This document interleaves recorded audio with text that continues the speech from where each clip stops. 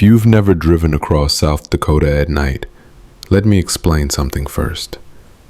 The land doesn't feel empty. It feels alert. I learned that on Highway 83, somewhere between Pierre and a town so small it didn't even show up on my GPS unless I zoomed all the way in. I was 27, working contract jobs, driving overnight to save on hotels. Normal stuff. I'd done cross-state drives plenty of times before.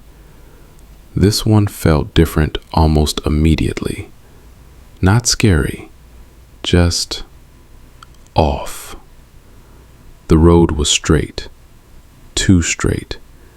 Headlights cutting through endless prairie, tall grass bending in waves like it was breathing. No buildings, no trees. Just fence posts ticking by in perfect intervals.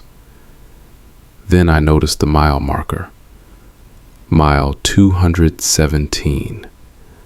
I passed it around 11:40 p.m. I remember because I checked my dash clock right after. I was bored, half counting the markers to stay awake. 5 minutes later, I passed mile 217 again. I laughed. Actually laughed, like, okay brain, nice trick. I slowed down, checked the GPS, still moving forward. No turns, no loops. Another few minutes. Mile 217. This time my laugh didn't come out right. It sounded tight, forced. I told myself the markers were probably misnumbered. Old State Road, budget cuts, whatever. I turned the radio on. Static. Not white noise, more like distant voices crushed together. I twisted the knob. AM/FM. Same thing. Then, very clearly, through the static, "You already passed it." My hand froze on the dial. The voice didn't repeat. The radio went dead silent, like it had been muted. I shut it off and told myself I was tired, hallucinating, long drive. Nothing else explained it. A few minutes later, my headlights caught something on the shoulder. A truck, parked. Engine off, no hazard lights, just sitting there, angled slightly toward the road like it had pulled over in a hurry. I slowed, rolled past. The cab was empty, no driver, no movement. Door closed, windows fogged from the inside. As I passed it, my headlights illuminated the rear bumper. Spray painted in white. Stay on the road. My stomach dropped. I didn't stop. I didn't even slow down. I just kept driving, hands tight on the wheel, eyes locked forward. That's when I saw the mile marker again. Mile 217. This time, it was closer than before. Like the road had shortened itself. My GPS recalculated, then recalculated again. Then the screen went gray and displayed a single message. No route available. Wind started picking up. You could hear it now, pushing against the car, whistling through cracks I didn't know existed. The grass on both sides leaned inward, like it was trying to close over the asphalt. Then the headlights caught movement. Far ahead, in the center of the road, a person, standing perfectly still. I eased off the gas. The figure didn't move. No waving, no stepping aside. Just standing there, dead center, facing me. As I got closer, details came into focus. Male, maybe. Tall, arms hanging wrong, too low. Clothes dark, blending into the night. No face, not shadowed, just featureless, like someone had erased it. I hit the brakes.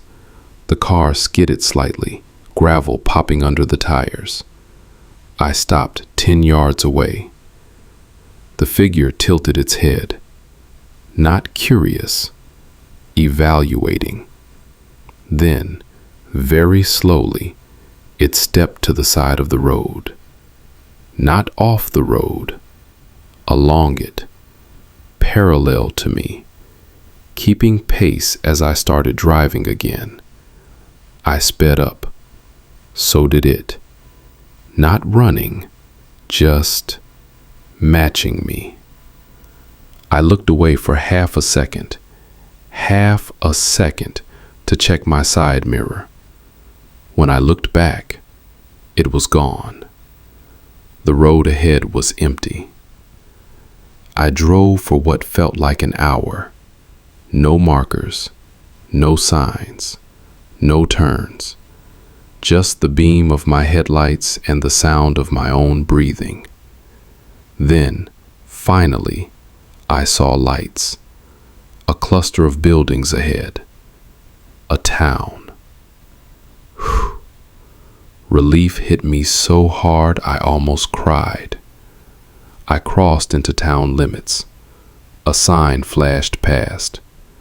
Welcome to Langley. Population scratched out. The streets were empty.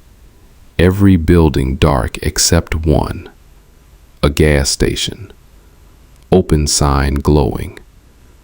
I pulled in so fast I didn't even park straight. Inside, the clerk didn't look up when I entered. Older guy, pale, sitting perfectly still behind the counter. I said, "Hey, sorry, can you tell me where I am?" He didn't answer. I stepped closer. That's when I noticed the wall behind him, covered in photographs. Hundreds of them.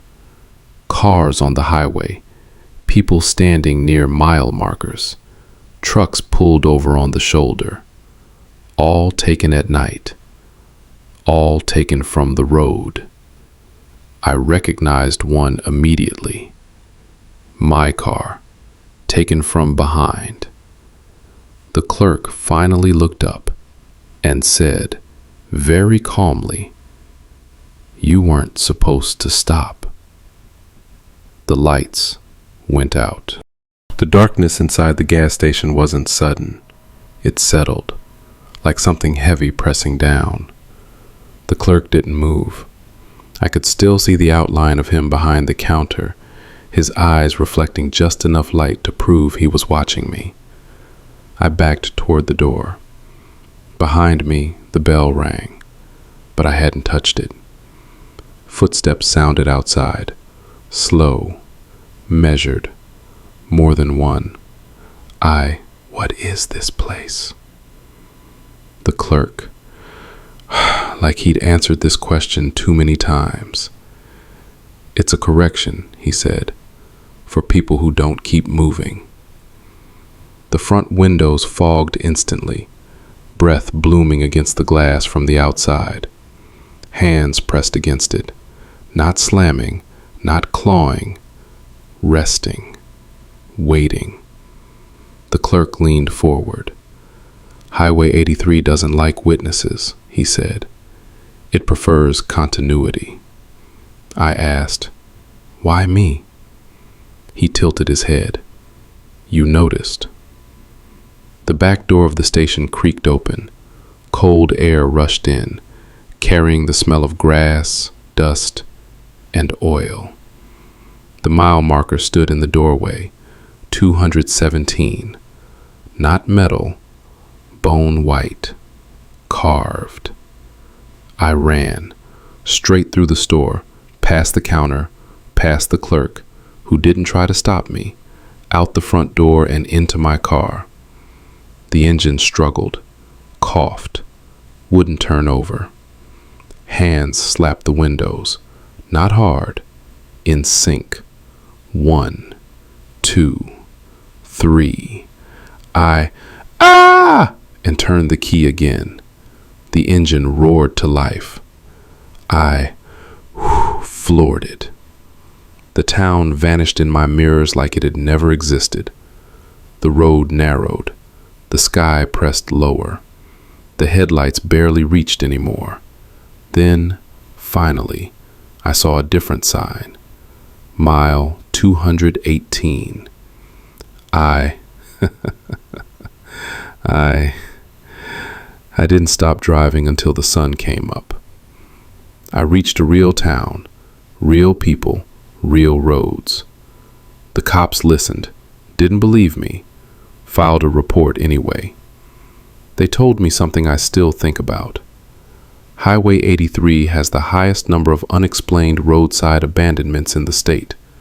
Cars found running, doors open, no signs of struggle, no people. I quit night driving after that, switched jobs, moved states. But last week, I was planning a road trip. I checked the route. The map lagged for a second, then highlighted a familiar stretch. Highway 83. A small warning appeared at the bottom of the screen. Route includes repeating segment. I didn't select it. The GPS did. And my radio turned on by itself. Through the static, a calm voice said, "You missed your exit."